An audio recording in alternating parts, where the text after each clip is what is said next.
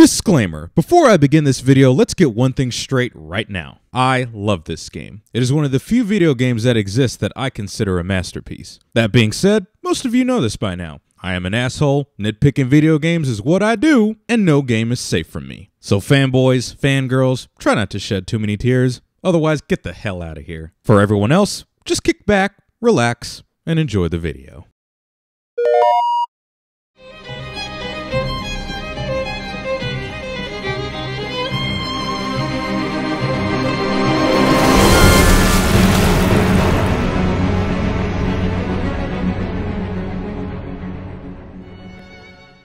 $2K. Well, that's rather vague. They told me, son, you're special.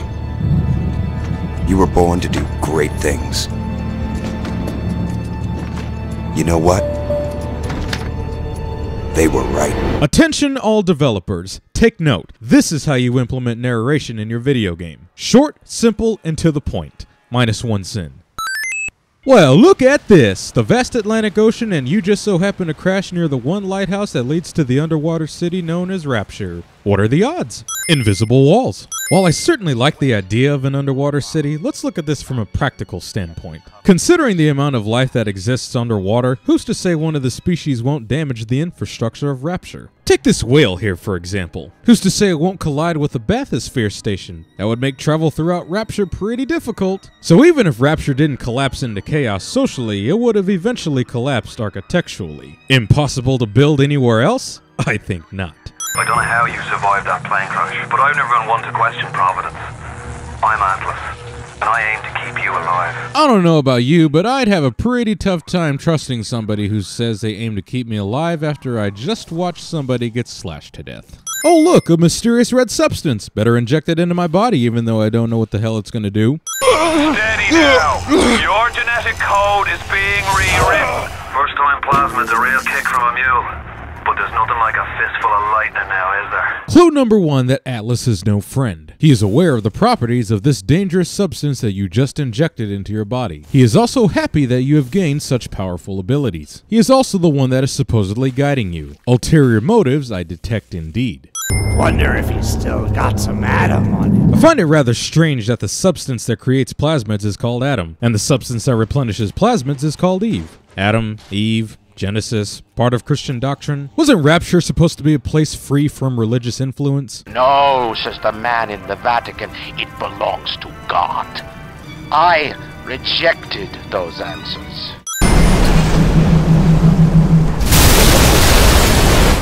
What are the odds? Whole city of Rapture and that plane tail just so happens to crash through the one tunnel I'm traveling through that I'm eventually gonna bypass anyway. How utterly pointless. Listen, I've got a family. I need to get them out of here. But the splicers have cut me off from them. If you can reach them in Neptune's bounty, then maybe, just maybe. Clue number 2 that Atlas is no friend. He knows where his family is being held, yet he sends you to save them. Sure, he says the splicers have cut him off, but judging by the small amount of information that he's told us, he knows his way around the city. Plus, he knows about Adam and its properties, therefore he knows about plasmids. Ulterior motives I detect indeed. Charlie, where you going? No, Charlie! Anybody who screams Charlie in distress automatically earns a sin. If you spot a splicer in the water, hit him with the electrobolt. Even in my first playthrough of this game back in 2007, I did not need to be told that. Leave me alone!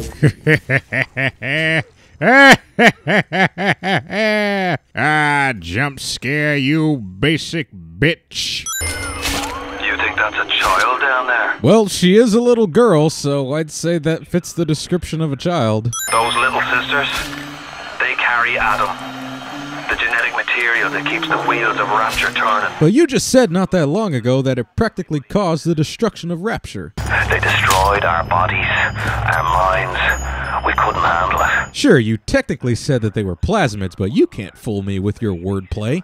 So tell me, friend, which one of the bitches sent to you? The KGB wolf or the CIA general. Hold on a minute. I thought Rapture was supposed to be a secret city. How would the KGB or CIA even know that it exists? Especially when we find out later on that people who tell the outside world about Rapture end up getting killed. Now you've met Andrew Ryan, the bloody king of Rapture. Well then, that's quite a contradiction, because the first thing I saw when I entered the lighthouse was literally a banner that said, "No gods or kings, only man." Apparently plumbing is considered hacking.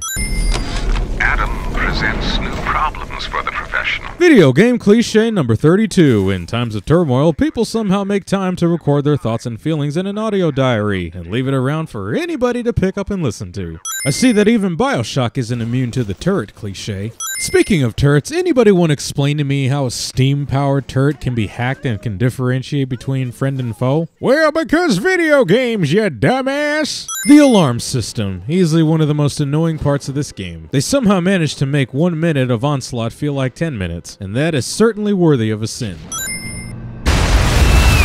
Well, that was random.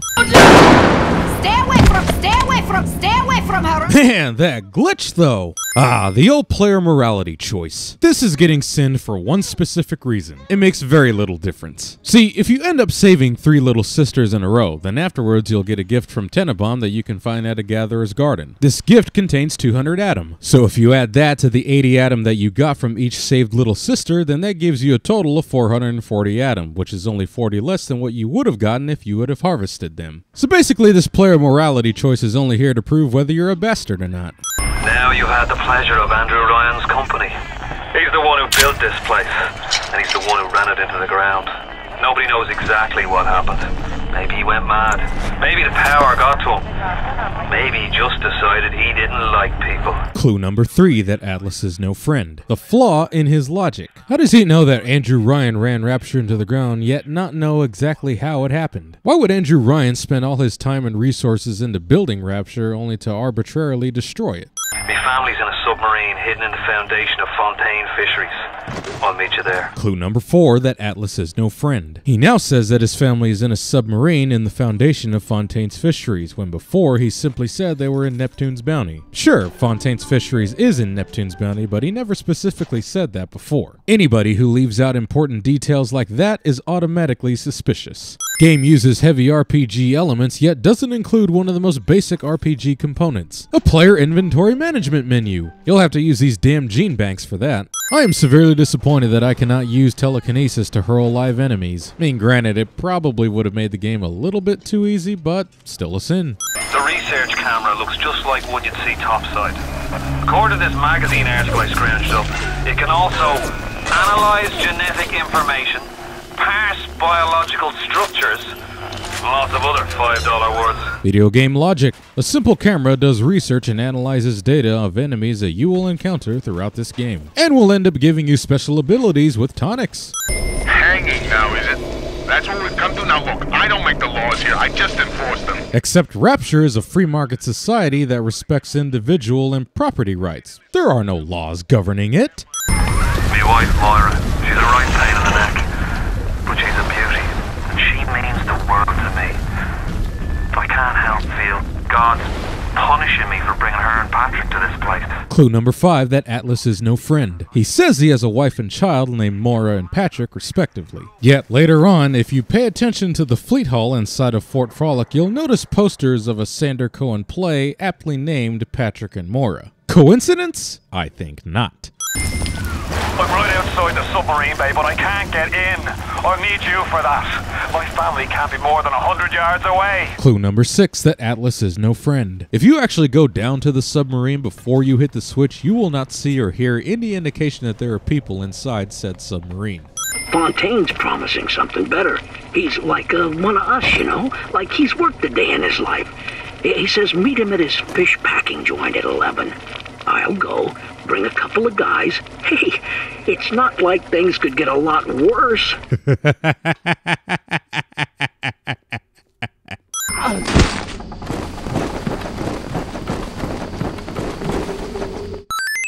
Clue number 7, that Atlas is no friend. This message from Peach. The Irish pork pie offered me a deal. I flip him Fontaine and I walk out of here. That simple. How do I know that fat fuck isn't Fontaine's guy? How do I know they're not all Fontaine's guy? Fontaine's got Adam, and everybody wants it. Ryan's got a whole lot of talk and a nice suit.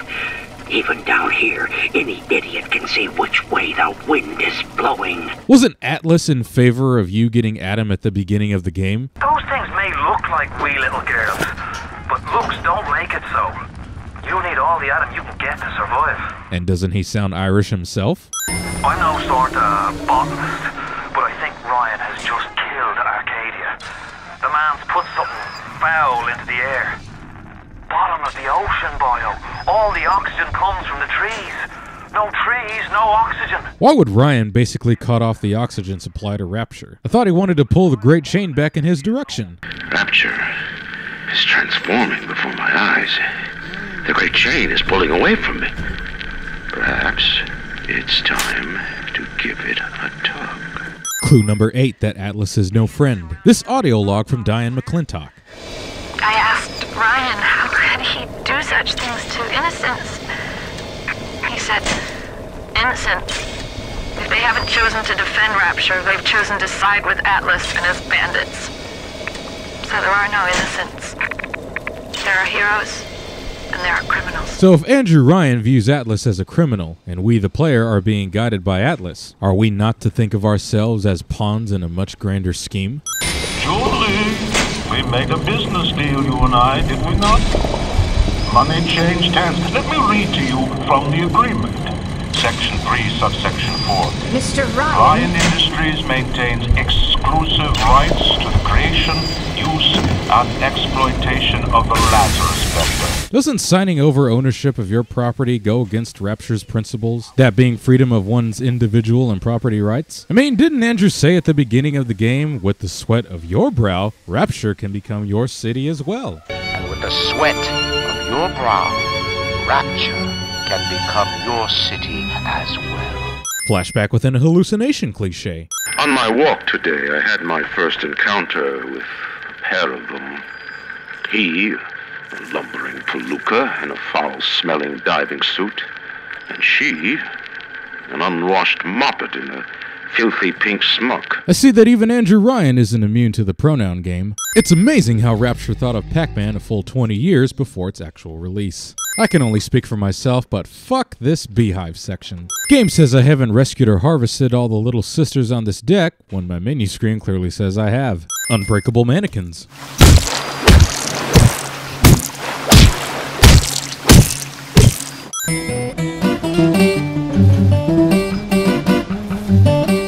Inability to play actual music. I see that this is the precursor to Bioshock Infinite.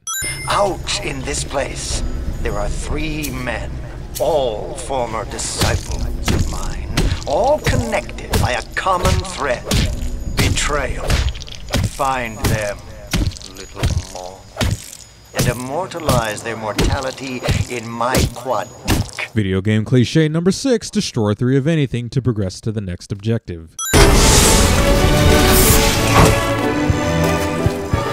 Villain cliche number 22, using Waltz of the Flowers in your climactic battle to prove what an artistic maniac you are. To build a city at the bottom of the sea, insanity.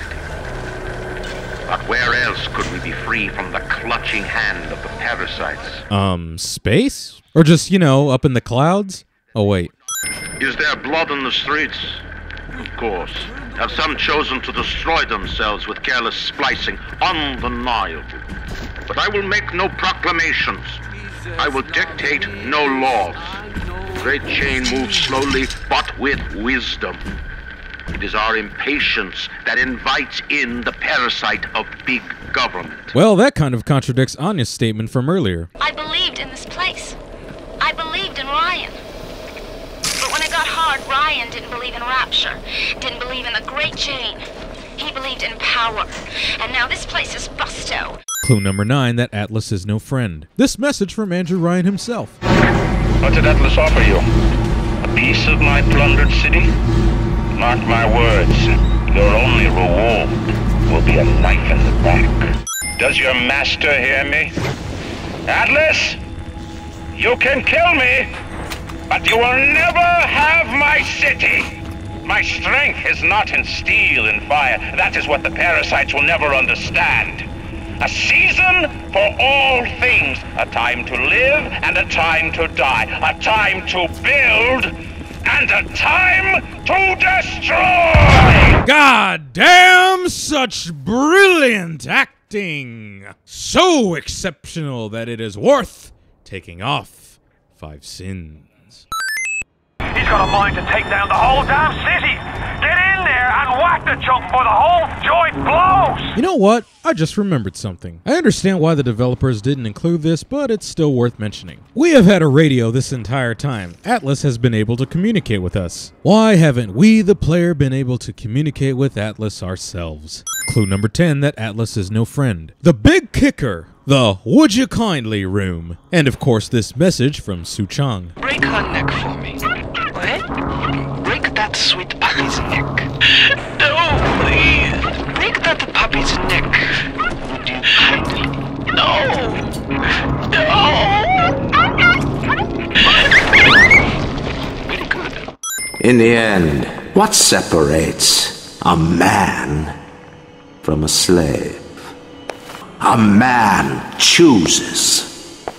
A slave obeys. At long last, we have come to the spectacular climax of Bioshock, and it is certainly filled with some sins. The game likes to get philosophical, so let's get philosophical. Video games, by their very nature, are meant to be played as they are designed. If they are not played as they are designed, then the person playing will never complete them. If a man's only option is to obey, then how does he have any choice to begin with? If a man does choose, then he must have free will, but how could he have free will if every choice that he makes can be boiled down to cause and effect? Because I can promise you right now, every person watching this video who has already clicked off has a reason. Maybe they got bored, maybe they got annoyed, maybe they ran out of time, maybe I offended them even though I gave a clear warning at the beginning of this video. Either way, cause and effect determines choice, which means choice itself is merely an illusion. I have no control over this segment. I, as the player, cannot determine whether Andrew Ryan lives or if he dies. The game will play out as it was designed, further proving my point that choice itself is merely an illusion. But you know what, Ryan? You are right. A man does choose. Eat shit. But then I cannot defeat the game. I, as the player, am destined to obey if I wish to achieve my goal. Cause and effect. Hurry now! Grab Ryan's genetic key! Now would you kindly put it in that goddamn machine? Final clue that Atlas is no friend. After Ryan spouted his man chooses slave obeys speech and demonstrated the effects of the phrase would you kindly, Atlas still decides to use said phrase to order me to the next objective. It's time to end this little masquerade. There ain't no Atlas, kid. Never was. At long last, surprising plot twist is not surprising to anybody who's been paying attention to the clues that I've been providing throughout this video. Sure, was a great plot twist back then, not so great in retrospect. Code Yellow.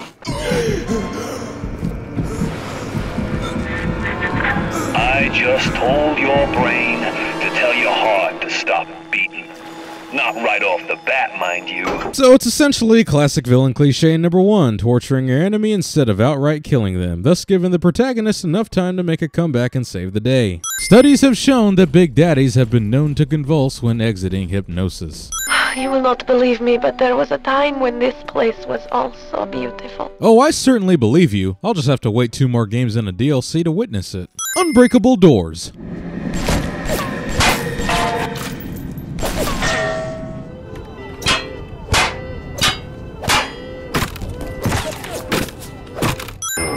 One down, 2 steps to go. Now, you need only to be finding the bodysuit and the pheromones from the other lab. Video game cliche number 7. Collect 3 components of anything to progress to the next objective.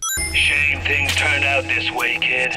You and me could have run the table in this place. Weren't you planning to kill me after you revealed your betrayal? Don't mix business with friendship, you said. You've been a pal, but you know what they say? Never mix business with friendship. Thanks for everything, kid. Don't forget to say hi to Ryan for me. Game inadvertently sets a precursor for Bioshock 2. Yes. Now this is a big daddy. Yep, Totally making a convincing Big Daddy, even though I'm not wearing any gloves or equipped with a drill. And here we come to the absolute worst part of the game, where you must protect the little sisters while they extract Adam. A glorified defend your position segment, this most certainly is. It doesn't help that I have to hear this for the next 10 damn minutes. Hurry! Hurry, Mr. Bubbles! The final boss fight requires you to drain Adam from Fontaine. However, since the room is sealed off, there's no Gatherer's Garden for you to go to get more upgrades. Meaning this is utterly pointless and just for show. You will beat the game with a bunch of Adam left over that you cannot use. Oh, don't mind me, good sir. I'm just gonna hack this little turret in the middle of a boss fight and get away with it. Video game cliche number 17. A final boss can never defeat you on their own. They must have their minions to assist them. So that whole thing about becoming a Big Daddy is a one-way street turns out to be bullshit. Cause here I am, clearly not in a Big Daddy suit, in the outside world, living my life, and dying in peace. Oh, and the neutral ending is the same thing as the bad ending, just with a melancholy undertone. It's like, hey gamers, you wanted to play it safe? Well, fuck you, get wrecked.